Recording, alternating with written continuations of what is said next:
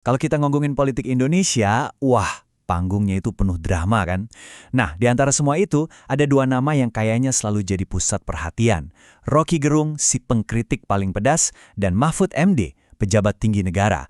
Seharusnya mereka ini musuh bebuyutan dong. Tapi, gimana kalau saya bilang, di balik layar, mereka tuh justru sahabat karib.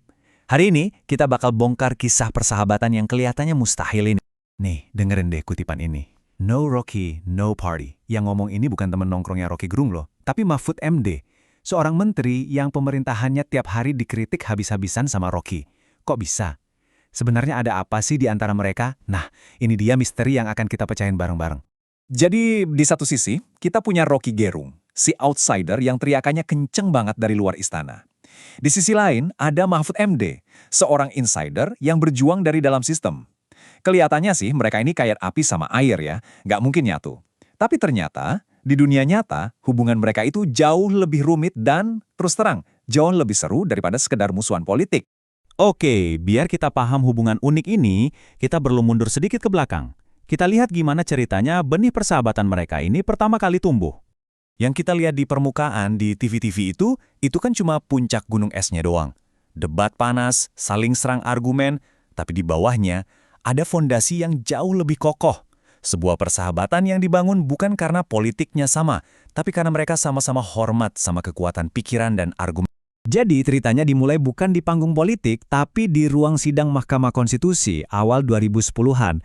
Waktu itu Pak Mahfud masih jadi ketua MK, dan dia dibikin kagum sama tajamnya analisis Rocky.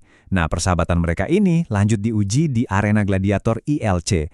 Adu argumen mereka jadi tontonan wajib tiap malam. Dan bahkan setelah lampu studio mati, obrolan intelektual mereka tuh nggak pernah berhenti. Nah, ini dia kuncinya, langsung dari Rocky Gerung sendiri. Buat dia, Mahfud itu bukan musuh, tapi partner berdebat. Ini bukan soal siapa menang siapa kalah, tapi soal gimana caranya adu gagasan di level paling tinggi. Semacam sparring partner biar otak tetap tajam. Terus, apa sih yang bikin dua kutub yang beda banget ini bisa nyambung? Jawabannya bukan karena partai politik, tapi karena ada semacam kompas moral dan intelektual yang mereka berdua pegang erat-erat. Mereka nyebutnya rahim intelektual. Gampangnya, anggap aja ini kayak DNA akademis mereka tuh sama. Mereka lahir dari tradisi berpikir yang sama, di mana akal sehat, data, dan argumen yang logis itu jadi raja, bukan sentimen atau loyalitas buta ke partai. Nah, dari rahim intelektual inilah muncul kritik pedas mereka soal kondisi politik kita sekarang. Mereka kangen zaman para pedagog, pemimpin yang mencerahkan rakyatnya pakai gagasan. Sayangnya, kata mereka, panggung politik sekarang ini lebih sering diisi sama para demagog yang jagonya cuma mainin emosi massa buat dapat kekuasaan. Prinsip penting lainnya itu nilai sipil. Sederhananya gini deh, gak peduli seragam apa yang pernah kamu pakai, mau militer atau bukan, yang paling penting itu, apakah kamu menghormati seragam demokrasi, kebebasan ngomong, hukum di atas segalanya, dan dialog. Nah, nilai-nilai itulah yang jadi patokan utama mereka. Oke, dengan kacamata prinsip inilah mereka berdua ngelihat dan menilai para presiden Indonesia. Yuk, kita intip rapor para pemimpin negara di mata duo kritikus negarawan ini. Coba deh lihat perbandingannya, ini menarik banget. Menurut mereka, SBY yang notabene seorang jenderal justru sangat patuh sama konstitusi dan paham betul kalau demokrasi itu ya emang harus berisik. Sebaliknya, Jokowi yang sipil tulen malah perlu les privat konstitusi dari orang kayak Mahfud biar gak salah jalan. Ironis banget kan? Nah, ini contoh paling pas dari prinsip nilai sipil tadi dalam prakteknya. Buat Rocky dan Mahfud, seragam militer SBY itu gak lebih penting dari komitmen dia ke nilai-nilai demokrasi. Ini bukti kalau yang penting itu bukan latar belakang kamu, tapi prinsip yang kamu jalankan.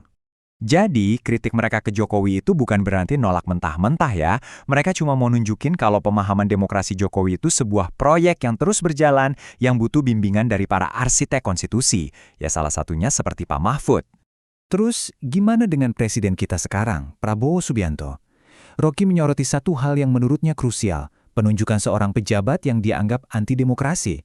Buat Rocky, tindakan ini udah jadi bukti nyata kalau Prabowo mungkin belum sepenuhnya lulus ujian demokrasi. Dan sekarang, kita sampai ke bagian paling pentingnya. Kenapa sih hubungan yang kelihatannya aneh antara si pengkritik dan yang dikritik ini justru penting banget buat sehatnya demokrasi kita? Dengerin baik-baik deh omongan ini. Ini sebuah pengakuan yang, wah, luar biasa. Dari seorang menteri ke pengkritiknya. Mahfud secara terang-terangan ngaku kalau nggak ada serangan Rocky dari luar, dia nggak punya amunisi buat berantem di dalam. Jadi, kritik itu bukan gangguan, tapi malah jadi bahan bakar buat perubahan. Coba bayangin ini kayak sebuah tarian deh. Rocky bikin ribut di luar, menciptakan tekanan publik. Terus, Mahfud masuk ke ruang rapat kabinet bawa kartu truf itu. Dia bisa bilang, "Bapak-bapak, di luar lagi rame nih. Kita harus dengerin." Ini simbiosis yang sempurna, antara tekanan dari luar dan lobi di dalam. Jadi, kisah mereka ini bukan cuma soal drama personal loh. Ini tuh contoh nyata dari sebuah konsep penting yang namanya demokrasi deliberatif. Intinya, kebijakan terbaik itu nggak lahir dari perintah satu orang, tapi dari ring tinju perdebatan, di mana gagasan terbaiklah yang akhirnya menang. Jadi, bisa dibilang mereka ini duet maut. Rocky itu striker yang nyerang dari luar, sementara Mahfud itu gelandang yang ngolah bola di dalam. Masyarakat sipil investasi ke Mahfud di dalam pemerintahan, sementara Rocky jadi penjaga gawang demokrasi di luar. Keduanya ini saling butuh. Tapi ya, pasti banyak yang penasaran dan bertanya-tanya, sampai kapan sih Rocky Gerung bakal terus-terusan berisi kayak gini? Nggak capek apa ya? Dan jawaban Rocky, wah, cerdas, tajam, dan politis banget. Dia bilang, dia bakal terus bersuara selama Pak Mahfud belum jadi presiden. Boom! Cuma dengan satu kalimat, dia negasin kalau kritiknya itu bukan serangan pribadi, tapi sebuah perjuangan untuk visi kepemimpinan yang dia percaya ada di sahabatnya itu. Pada akhirnya, cerita Rocky dan Mahfud ini meninggalkan kita sebuah pertanyaan besar. Bukan soal siapa yang bakal jadi presiden, tapi soal negara seperti apa sih yang kita mau? Apa kita mau negara yang dibangun di atas akal sehat dan argumen, atau negara yang dikendalikan oleh sentimen dan kekuasaan semata? Pilihannya ada di tangan kita semua.